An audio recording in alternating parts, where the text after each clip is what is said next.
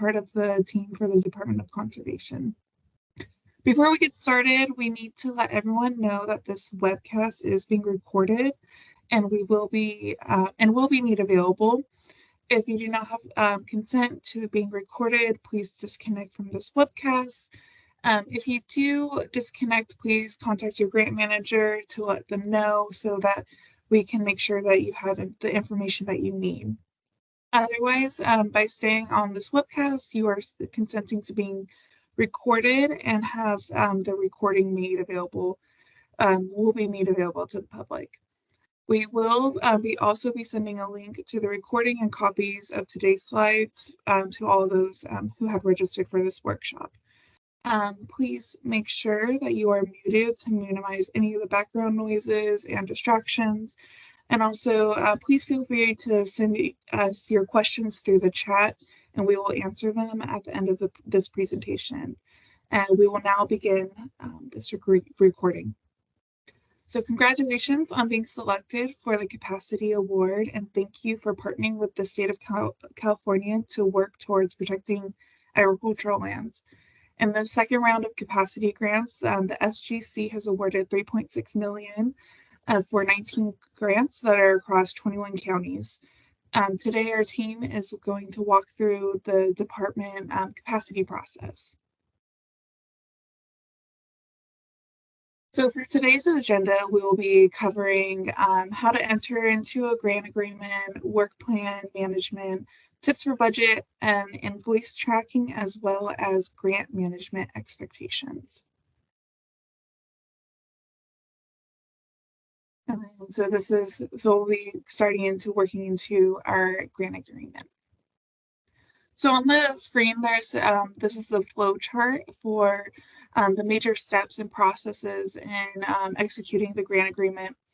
Our goal is to get these grant agreements executed by February 28th. To that end, please keep the following sequence and timeline in mind for review and approval of the grant agreement. The schedule is also included in your award email. Your grant manager should have reached out to begin this conversation about your work plan and budget revisions already. If you haven't heard from them, please reach out to begin that process. The terms and conditions of the grant agreement are considered non-negotiable. However, certain attachments will be customized for each project. Once you have the grant manager have agreed on any necessary revisions to your work plan and budget, and you reviewed the draft grant agreement, your grant manager will submit that grant agreement for the processing. Once approved, the grant agreement will be sent by the grant agreement to the grantee for signature via DocuSign. The grantee will then sign electronically and return the signed grant agreement back to the grant manager by February 22nd. The grant manager will then initiate the second internal and final routing of this grant agreement. The DOC signatory will then sign. Lastly, and once the DOC has signed, your grant manager will email you with the digital copy of the fully executed grant agreement. The grant start date will be February 28th, 2024, and the DOC will have signed the agreement, or whatever comes first. So any work that you wish to bill toward this program should begin on or after that date, which is the February 28th, 2024. And so Patricia's back there. If you okay, great. Yes, she can take it over from the work plan. Patricia, you good? Yes, thank you very much. My apologies. Awesome. Great. So this is an example of a work plan. The work plan used will be based on the one submitted with the application. Staff may have noted some ineligible activities, some items that require more clarification, or some areas where the total requested in the work plan does not match what is in the budget. The activities listed in the work plan must match what is in the budget. The work plan includes a line titled Other Expenses. This is where any education, training, travel, or indirect cost totals will be incorporated. You can delete any of the items not relevant to your grant or add items as appropriate. You may find a slight variation in formatting, which is fine, as this round, the work plan format may be different. This is an example budget based on the work plan from the previous slide.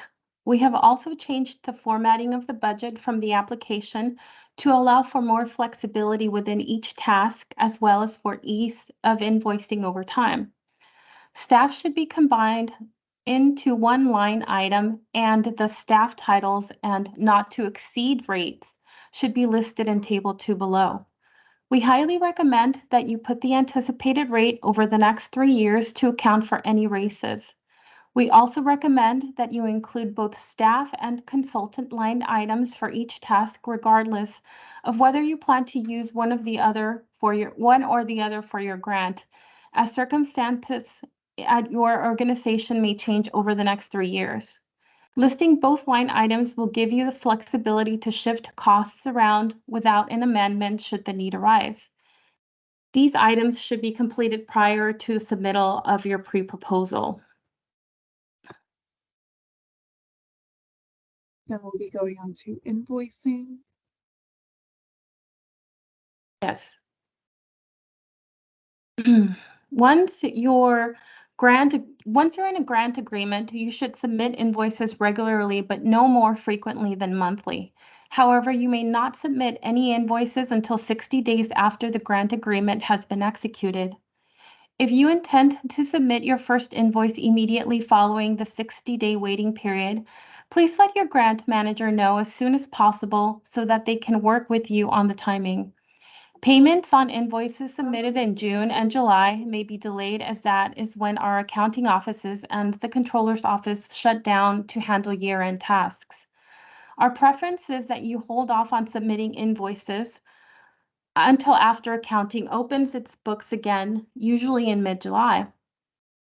Also, grantees should always submit a draft unsigned invoice to their grant manager for review before submitting a final signed invoice for processing, particularly for their first few invoices. This will give your grant manager the opportunity to make sure your invoice meets our requirements without us having to reject an invoice multiple times.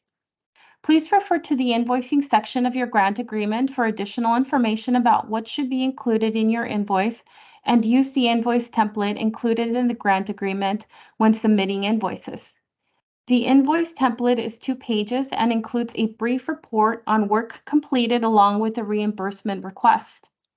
A Word version of the invoice template is available upon request. On your screen is an example invoice chart based on the invoice template in the grant agreement. The invoice table should correlate with the timesheets, subcontractor invoices, and other supporting documents submitted. The detailed timesheet on the next slide must support the costs billed in the chart above.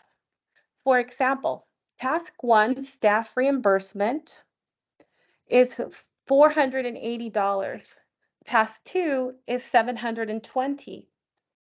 All the numbers should match what was in the budget, the supplemental timesheet, and the work plan. You are in budget as long as the total reimbursement does not exceed what was approved per item and task in the budget, as noted in the allocated total line of the invoice chart. If you anticipate going over budget on a particular task, you may request a budget modification to shift funds from other tasks. Where feasible, budget modifications should be requested before you incur costs over the allocated total for a particular task. Next slide, please. This is an example timesheet based on the activities that we approved in the work plan and your budget. Your timesheet does not need to look like this, but at a minimum needs to include the grant number, task number, dates worked, hours worked, personnel title and rate, and description of work completed. Again, this is an example only. So let's say task 1 is outreach and task 2 is project development. The timesheet above shows which task is being drawn down from the date work was completed, the rate of the staff person, which we would cross-reference with not to exceed rate in the budget, the calculated total, and a brief description of the work completed. When you submit an invoice for reimbursement, since staff is its own line item, you would only need to include the total at the task level. So thank you for that, and now I will pass it over to Sarah, who will continue the presentation. Over to you, Sarah. Yeah, thank you, Patricia. So next we're going to go over the expectations and points to reminder for the capacity grant. So for expectations, I'll be covering some of the points that we just want everyone to remember. For grantee and grant managers, we want to have regular check-ins to ensure that the project is on track. We will work with you on an individual basis to set up regular check-ins at an internal interval that makes sense for your grant. This could be monthly, bi-monthly, or quarterly, depending on your needs and progress that may change over the life of the grant. You should also keep in mind that if you plan to use funds from this grant to develop an acquisition project, regardless of whether they intend to be submitted for the project for SALC acquisition funding, you are required to complete a review checklist. This is essentially a very high-level, slimmed-down version of an acquisition pre-proposal. And this is to ensure that the proposed project meets SALC acquisition eligibility criteria. This is a new requirement, and it was outlined in the guidelines for this grant. The checklist will include 3 sections. It will be an acquisition summary, narrative questions, and a project boundary map. The information provided should be filled out to the best of your ability, even if it if it's a new project. And if there's any information that is unknown at this stage, it is okay to write that it is unknown. Your grant manager will provide this checklist to you. The checklist must be completed and approved by your grant manager before you incurred any hard costs to develop the project, such as obtaining an appraisal or preliminary title report or working on application documents. That said, we acknowledge that some of the early costs may need to be incurred to identify the project, engage with the landowner before you can complete this checklist, and those are allowed costs for this grant. To ensure that you don't unintentionally conduct work that cannot be reimbursed for by this grant, we encourage that you stay in communication with your grant manager and bring any questions you may have early on in the project development process. Some other reminders that we want to provide is that grantees must submit all supporting materials and a signed agreement within 6 months of the council award or risk forfeiting the grant award. So for the 6 months from the December 14th, 2023 Strategic Growth Council meeting, that will put us into January 2024, which falls within our accounting shutdown. We've set up the timing to get with you into agreement much earlier than that so that we can begin work as soon as possible if you so choose. If you have any projects ready to submit for the next round of SALC. The SALC grant managers will work closely with you to meet this time frame. If you anticipate a delay in getting into a grant agreement, please let your grant manager know as soon as possible so we can work out some solutions. The grant term is going to be 3 years. If it is okay, if you complete the grant before the 3 terms is up, it does not have to last the whole 3 terms. We'll also need proof of insurance documentation. This includes like certificates of insurance noting DOC has additionally insured. This must be submitted to the grant manager within 30 days of grant agreement execution date. We also request that you please submit draft invoices to the grant manager for review prior to the submission of a signed invoice. Once the draft is approved by the grant manager, you will sign the final invoice and send that to the grant manager's email. And we also request that you CC DLRP's invoices at conservation.ca.gov. And going on to continuing with points to remember, please keep in mind that the individual who signs the grant agreement on behalf of the organization will also need to sign the invoices. If you need to delegate the signatory authority, then please indicate this in the authorized signatory form of the grant agreement. To the greatest possible extent, invoices should be signed by an individual not being reimbursed by that invoice. Lastly, we're aiming to have a grant agreements executed by February 28th, 2024. For publicity, we wanted to also have a few reminders on that. If you decide to publicize the acquisition project when awarded or after it's closed, or for like any of the capacity grants, we request that all press releases must be approved by the DOC prior to the distribution. And the DOC and then the Strategic Growth Council must be alerted about that and invited to participate in any press conferences related to the grant. Grantees are required to use the Strategic Growth Council, California Climate Investments, and Department of Conservation names and logos for all publications, websites, signage, invitation, and other media-related public outreach and products related to the grant. SALC staff will provide these logos, files, and guidance on their usage directly to grant recipients.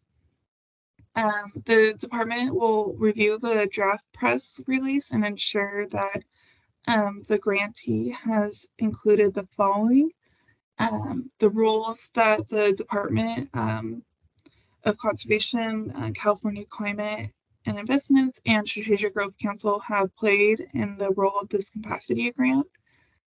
Specific language as noted in the grant agreement and SALC guidelines.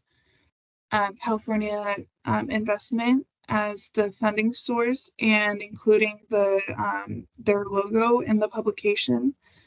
We also please note that the California Climate Investments logo must comply with the usage guidelines, and these usage guidelines can be found on their website. The email, we also request that the email address on the distribution list, as well as post at their Twitter link on the webpage that are related to the project.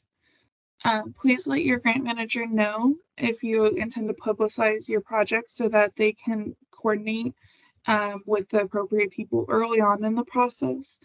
And we are also happy to include that the SGC and DOC director quotes into your draft press release. So that concludes our presentation. We'll now open things up for questions. If there are any questions, please send it to us via the chat function, and we will respond to your questions in the order that they are received.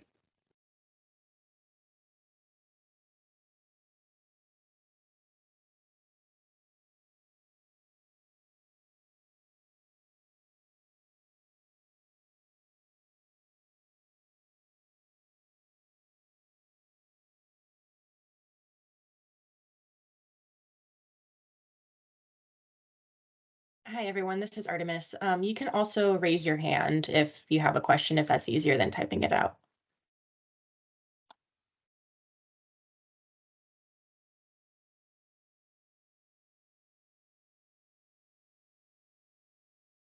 Hey, Christopher, feel free to take yourself off of mute.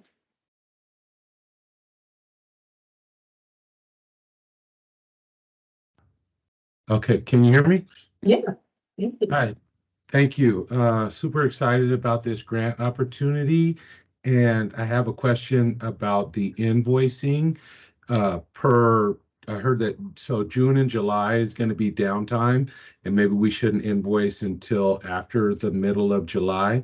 So if we do work on this grant program in May and June and decide not to invoice in June, per the downtime, is it okay to invoice for 2 months at a time in July? Absolutely. Okay. Thank you. Yeah, you can invoice, you can choose if you can choose to invoice quarterly or monthly. You can invoice for any given period of time. You just can't invoice for that period of time twice, right? So if you're going to invoice for May, June, and July, then only invoice for that period of time once. Thanks, Mary. And Nelson. I'm gonna take yourself off of mute. Can y'all hear me? Yeah, there we go. All right. Yes, I'm also very excited about this grant opportunity and grateful that our organization, the Drama Farmer Collective, got awarded. I have two questions, kind of dovetailing the previous question about invoicing. We submitted our application under our fiscal sponsorship. And so I guess my question is, we're invoiced, the award amount will be held with SGC, and we will invoice to draw down that amount through our fiscal sponsor. Is my understanding of that process correct with our situation? Yeah, hi Nelson, it's Melinda. And yeah, you'll invoice me directly, or not me, but DOC. And then I'll be your grant manager, so you can send that invoice along to me to review. And it would need to come from possibility. Did that help on you? And I can talk about this too when we touch base, but did that answer your question? Okay, sounds good. Thank you for the clarification on that. And then my second question. You're cutting in and out a little bit. Yes, I'm sorry. That's okay, now I Cut can out hear for a you. second. Go for it. Is it possible to have multiple signatories for the invoices? If you feel the Or need to do you do that, need I think one? ideally it'd be one, it'd just make your life simpler, but, we can talk about that too.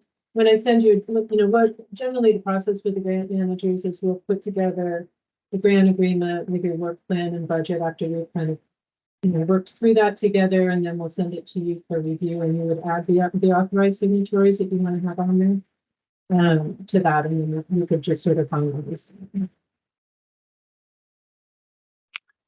All right, awesome. Thank you. You're welcome. And Nancy, feel free to take Hi, yourself off mute. I'm with Anderson Valley Land Trust, and thanks for the presentation. That was a lot of information Yeah, to absorb, and I think you said it was available. I mean, the recording would be available to go through it again, and Yep. The information was also somewhere else, but I didn't catch where you said it would be. yeah, we'll be sending around the slides and also a copy of this recording so you can review it. And then another resource is obviously is the website. all the grant guidelines and so forth are there. And then your grant manager is also resource. You can always reach out to that person. Great. Okay, that sounds really good. Thanks.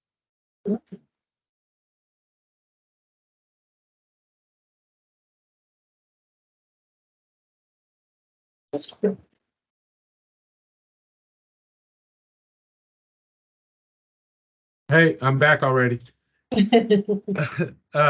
So I caught that. So the signer of the person that signs the grant agreement is the same person that needs to sign the invoices. Not necessarily. So Oh, okay. that will vary from organization to organization. So It could be that it's, I mean, the executive director or someone, you know, at that sort of level would need to sign the main part of the grant agreement, but then they can, as an authorized signatory, can delegate signatory to other people within the organization. Like for an invoice, it might be a CFO or an accounting person or someone like that. And it could be that for reports and other items, that might be the person that's managing the grant, something like that. So that can vary from organization to organization. And again, that's a conversation as we're working with the grant manager to get into, you know, as you're getting into grant agreement, those are conversations. So hopefully that helped. There's variations. Every organization is different. So it's depending on how big the organization is and, you know, who's going to be doing the invoice signing, that kind of stuff. So generally we want to see that the invoice is signed by someone other than the people that are being billing for their time. That help? You're on mute. I'm still on mute.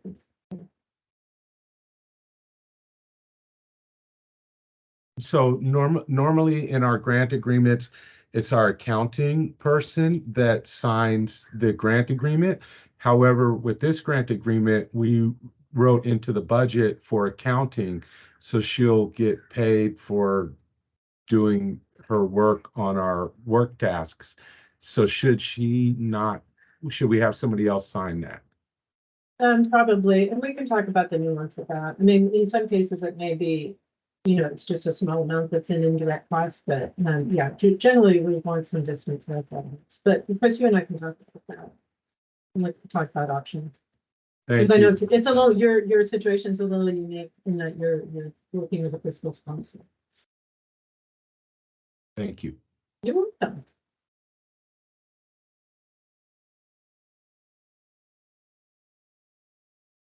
Melinda, I have to jump off, but I wanted to just provide one clarification on the grant agreement start date. Great. Hi, everyone. This is Shauna Atherton Bauer. I'm the program manager for the SALC program and just wanted to give you all a personal congratulations on your grants.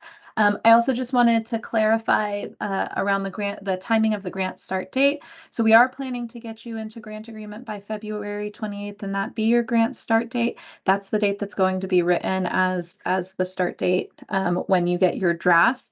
However, if there are delays in getting the grant agreement started, I just wanted to clarify that the final signature date, which is the DOC signature date, that ultimately will be your grant start date if for whatever reason entrance into a grant agreement is delayed. So say the department doesn't get the grant agreement back and isn't able to sign it until March 2nd. March 2nd becomes your grant start date, even though the start date at the top of the grant might say February 28th. However, if we're able to get through the grant agreement process and the department signs the grant on February 26th, the grant start date would still be February 28th. So I just wanted to give you, just wanted to clarify the timing on that. Whichever date is later is going to be your start date, and that's when you can start billing. Thanks.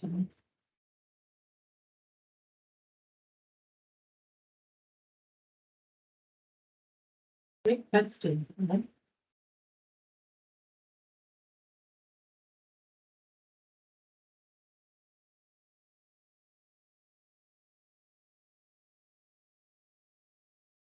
Great. Are there any more questions?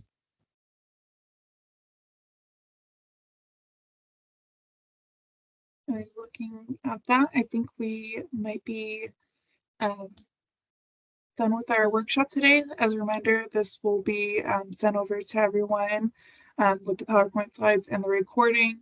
And of course, your grant manager will also be available to answer any questions that you might have. So we're happy to stay on for a while if there's anyone with any. Again, congratulations. Thanks for your time. I know this was a lot of information fast, but really intended to kind of give you the overview and you have a chance to review these items and also touch base with your grant manager.